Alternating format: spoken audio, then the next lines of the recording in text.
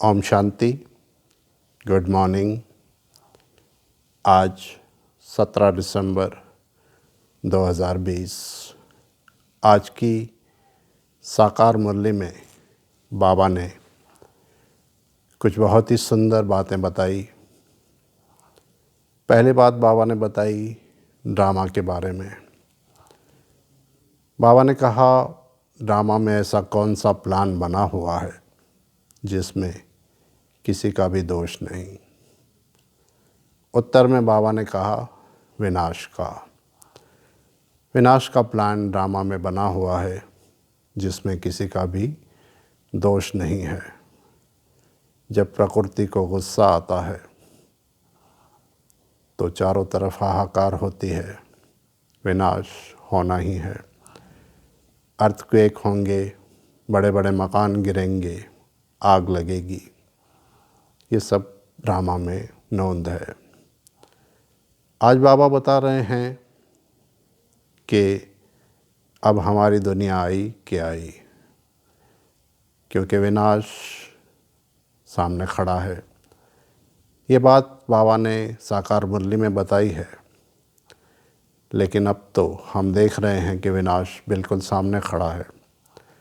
तो बाबा ने कहा है कि अब तुम्हें इस पुरानी दुनिया से ममत्व मिटा देना है और घर जाने की तैयारी करनी है। कुछ दिनों से बाबा ये बातें मुरली में बता रहे हैं। आज बाबा ने विनाश के बारे में थोड़ा डिटेल में बताया है। वैसे तो हम सभी जानते हैं, लेकिन अब अंत का भी अंत हो गया है, तो अब हमें तैयार रहना है। दूसरी बात बाबा ने बताई कि सतगुरु आया है तुम्हारी ऊंच तकदीर बनाने, तो तुम्हारी चलन बहुत बहुत रॉयल होनी चाहिए। इस पढ़ाई में चलन का, हमारे कैरेक्टर्स का बहुत महत्व है, क्योंकि इस पूरे ड्रामा में हमें यही समय मिलता है संगम युग का, जब हमें अपने कैरेक्टर सुधारने हैं, अपनी चलन संवारनी है, सुधारनी है। सतयुग और त्रेता में कोई विकार होता ही नहीं। द्वापर और कलयुग में हमें ये पता ही नहीं होता कि हम विकारी हो गए हैं। हम इन चीज़ों को नेचुरल समझते हैं।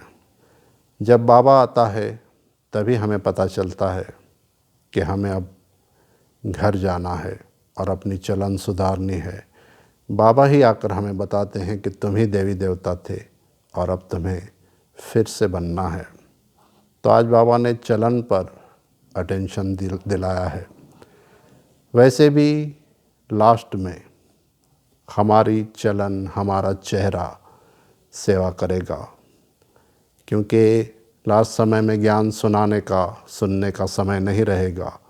ना ही किसी को योग के बारे में बता सकते हैं, बहुत ज़्यादा समय रहेगा नहीं। मनसा सेवा कर सकते हैं और दूसरा सेवा करेगा हमारा चेहरा, हमारी चलन। तो अब बाबा एक तरह से कह रहे हैं कि बच्चे प्रिपेयर हो जाओ। वैसे भी बाबा ने कहा है कि लास्ट में मैं बच्चों के द्वारा प्रत्यक्ष हो जाऊंगा। तो वो बच्चे कौन से हैं? वो बच्चे हम ही हैं, क्योंकि नए बच्चे तो बाबा कहीं से लाएंगे नहीं। वो हम ही हैं, जो कल पहले थे, अब हैं, आगे भी हम ही रहेंगे। तो बाबा हमारे द्वारा ही प्रत्यक्ष होंगे। तो अब हमें ये तैयारी करनी है बाबा को प्रत्यक्ष करने की और इस दुनिया का उद्धार करने की लास्ट में, क्योंकि उद्धार मूर्त हम ही हैं। बाबा ने ये भी कहा है कि गुरु तो बहुत है, लौकिक गुरु, लेकिन सतगुरु, सच्चा सतगुरु जो चढ़ती कला का रास्ता बताता है, वो एक ही है। दूसरा कोई गुरु सद्गति दे न सके सिवाय एक बाबा के। और ये चढ़ती कला का समय है। जैसे सिख लोग कहते हैं वाहेगुरु, तो बाबा ने कहा है वाहेगुरु सिर्फ एक परमपिता को ही कहा जा सकता है। वो लोग गाते हैं चढ़ती कला तेरे भाणे सर्व का भला।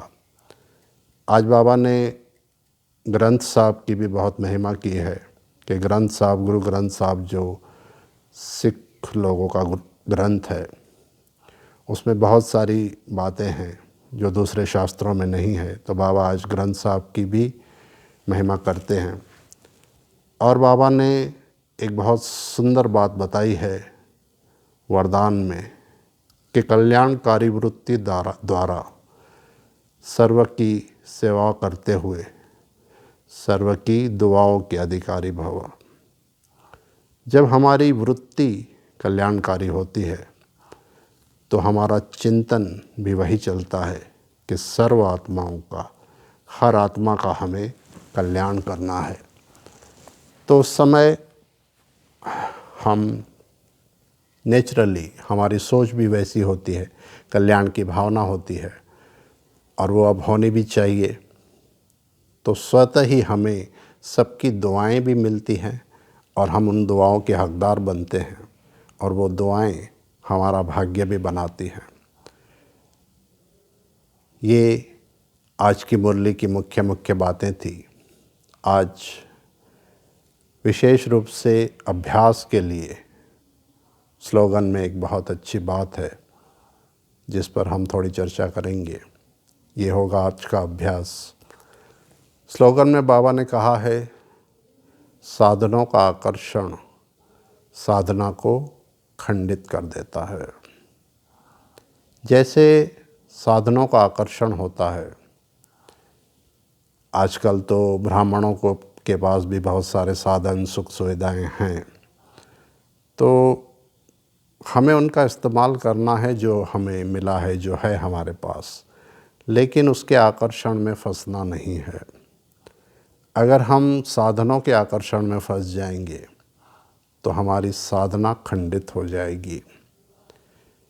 वैसे भी अब लास्ट समय आ गया है तो हमें ये आदत डालनी चाहिए, हमें ये अभ्यास करना चाहिए कि हम किसी भी व्यक्ति, वस्तु, वैभव के बिना रह सकते हैं या नहीं।